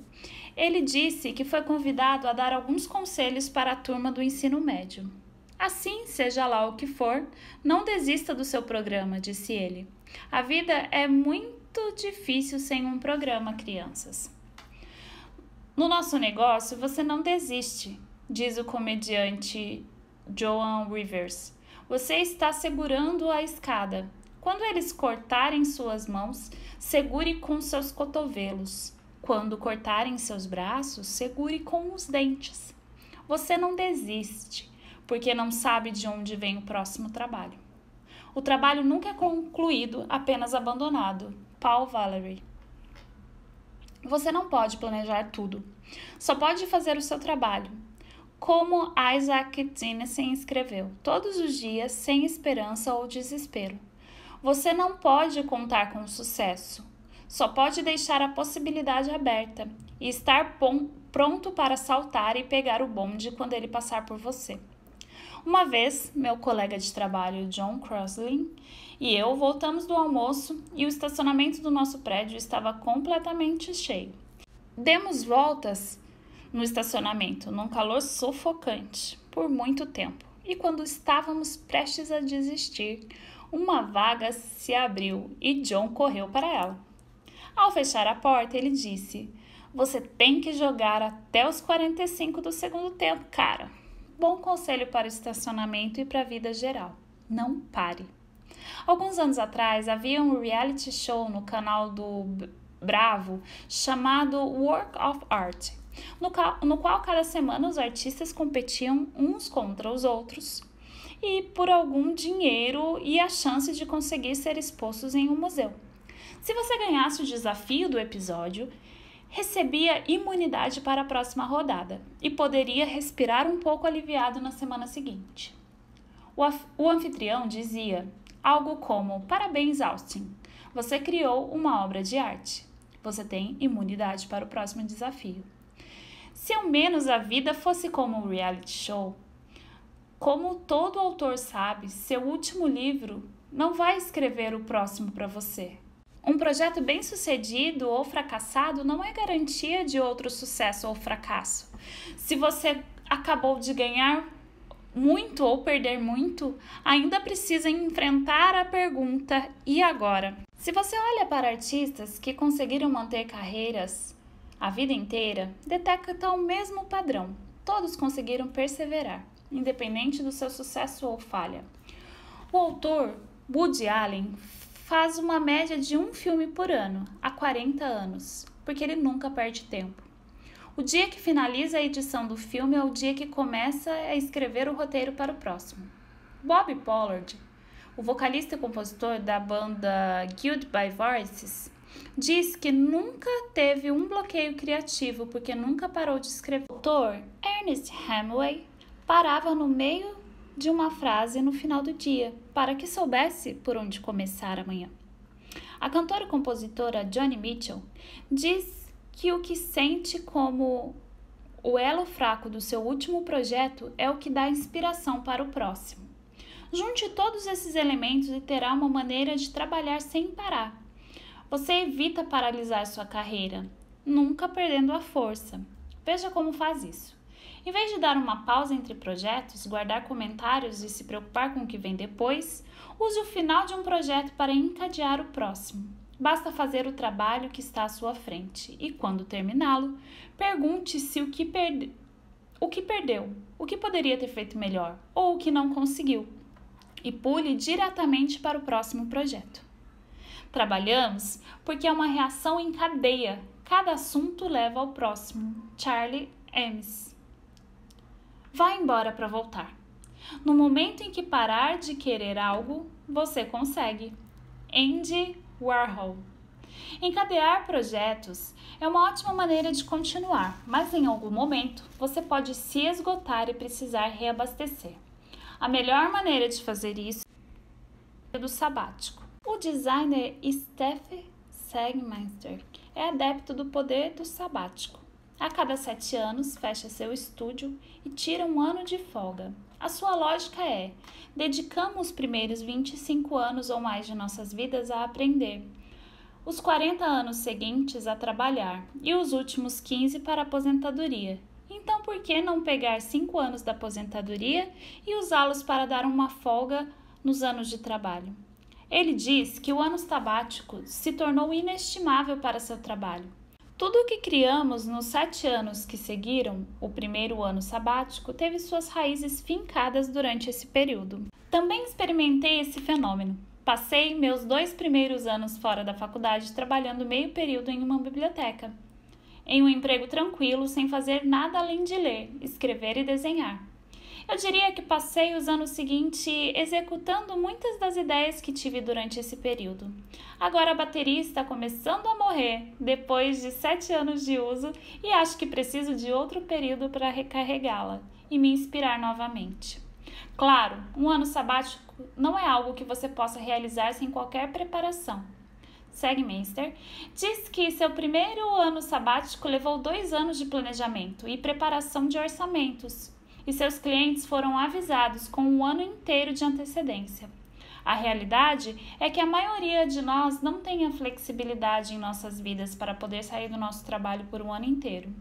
Felizmente, todos podemos aproveitar pequenos períodos sabáticos práticos, pausas diárias, semanais ou mensais, durante as quais nos separamos completamente do nosso trabalho. A escritora Gina Trapani apontou 3 formas principais para desligar o nosso cérebro e tirar uma pausa de nossas vidas conectadas. Deslocamento. Um trem em movimento ou um vagão de metrô é o momento perfeito para escrever, desenhar, ler ou simplesmente olhar pela janela.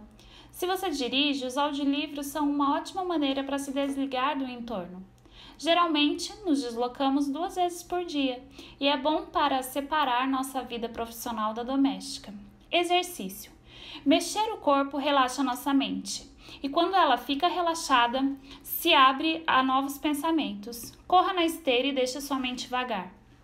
Se você, como eu, odeia fazer exercícios, adote um cão. Cachorros não vão deixar você passar um dia sem dar uma voltinha.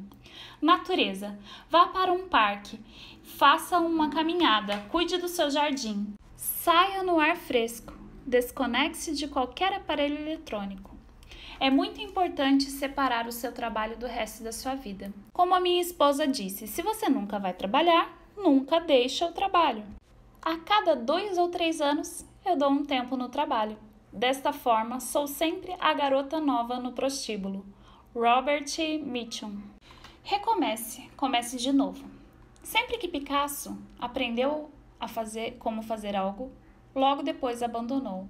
Milton Glaser. Quando sentir que aprendeu o que dava para aprender com o que estava fazendo, é hora de mudar a rota e encontrar algo novo. Para que você possa seguir em frente, você não pode se contentar com o domínio. Tem que procurar se tornar um aluno novamente. Qualquer um que não tenha vergonha de quem foi no passado provavelmente não está aprendendo o suficiente. O comediante Louis C.K. trabalhou no mesmo material por 15 anos, até descobrir que seu herói, George Carlin, jogava seu material fora todos os anos e começava do zero. C.K. estava no meio de experimentar, mas uma vez que o fez, libertou-se. Quando você termina de contar piadas sobre aviões e cães e as joga fora, o que lhes resta? Só é possível escavar mais fundo. Se você começa a falar sobre os sentimentos de quem você é e então faz essas piadas e elas se vão, você precisa cavar mais fundo. Quando se livra do material antigo, você anda para frente e encontra algo melhor. Quando joga fora o trabalho antigo, o que realmente está fazendo é abrir espaço para novos trabalhos. Você tem que ter a coragem de se livrar do seu trabalho e repensar completamente as coisas. Preciso arruinar tudo o que fiz e reconstruir a partir do zero, disse o diretor Steven Soderbergh sobre sua futura aposentadoria do mundo dos filmes. Não sei porque sei tudo, mas porque agora sei o que não sei e preciso derrubar e recomeçar de novo. O segredo é, você nunca começa do zero. Não perde todo o trabalho que veio antes. Mesmo se tentar deixá-lo de lado, as lições que aprendeu com ele se infiltrarão no que você fará em seguida. Mostre seu trabalho e quando as pessoas certas aparecerem, preste muita atenção a elas, porque terão muito para mostrar para você. Logo, não pense nisso como recomeçar do zero, pense como começar de novo. Volte para o capítulo 1 literalmente e torne-se um amador. Procure algo novo para aprender e, quando encontrar, dedique-se a aprender de forma pública. Documente seu progresso e compartilhe com os outros para que possam aprender junto com você. E agora, entre na internet e poste sobre o que você está trabalhando no momento com a hashtag #ShowYourWork. Planeje uma noite especial com seus amigos ou colegas. Usem este livro como um guia. Compartilhe os trabalhos em progresso e curiosidades. Contem histórias e ensinem uns aos outros. Dê um exemplar desse livro para alguém que você acredita que precisa lê-lo. Livros são feitos de livros. Cormac McCarthy.